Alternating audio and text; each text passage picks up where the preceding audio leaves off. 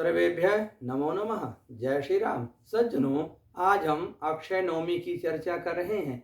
यह पावन पर्व इस वर्ष 10 नवंबर दिन रविवार धनिष्ठा के बाद शतभिषा नक्षत्र में पड़ रहा है। धनिष्ठा की समाप्ति 7/27 पर हो जाएगी, उसके बाद पूरा दिन शतभिषा रहेगा, इसलिए रविवार शतभिषा का योग इसमें माना जाएगा। इसको अक्षय नवमी, आंवला नवमी, धात्री नवमी, कूष्मांड नवमी और युगाद तिथि, उत्पत्ति नवमी इत्यादि नामों से भी जानते हैं। इस दिन सतयुग की उत्पत्ति हुई थी। इतनी प्रभावशाली तिथि है कि इतने बड़े युग को इसने प्रकट कर दिया।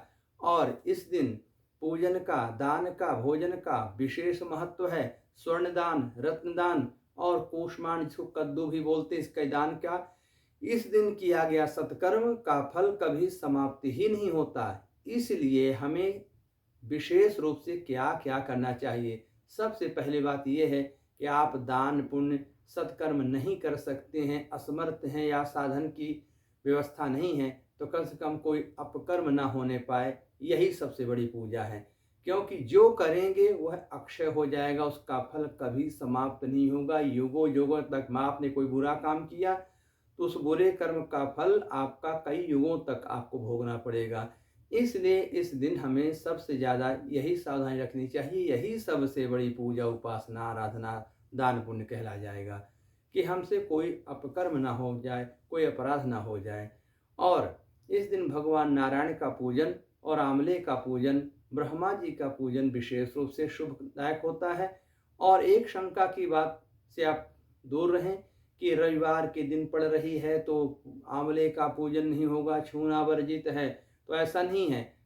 रविवासरे धात्री फल भक्षणम निषिद्धम पूजनम दर्शनम इति सिद्धम।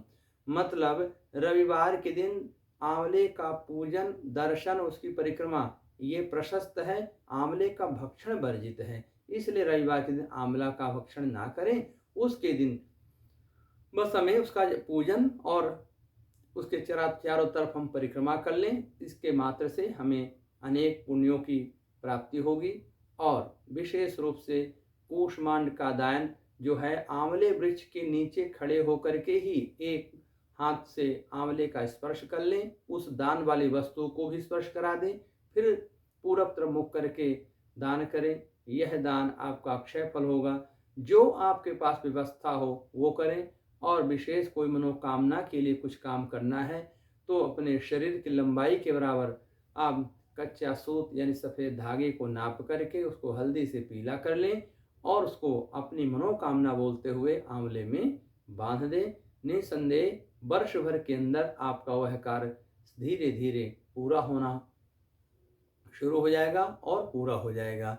इसलिए जैसे किसी के विवाह की बाधा है या किसी बालिका का स्वास्थ्य हो गया या पढ़ाई की, नौकरी की समस्याएं हो गई, तो ऐसे कार्यों के लिए भी इस दिन का हम प्रयोग कर सकते हैं।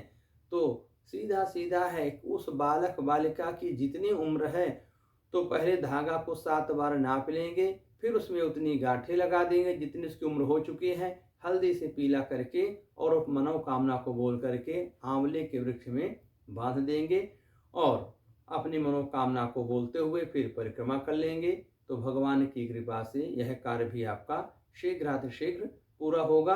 बस कुल मिलाकर के ये है कि इस दिन हमसे कोई अपराध ना होने पाए, इससे जरूर बचें। सत्कर्म जितना हो सके वो जरूर करें, इससे हमें अक्षय फल की प्राप्ति होगी और हम भगवान नारायण की कृपा के पात्र बनेंगे और समस्त पापों से मुक्त होकर के सौभाग्य को प्राप्त करते हुए भगवान नारायण के वैकुंठ लोक के अधिकारी होने का भी हमें फल मिलेगा।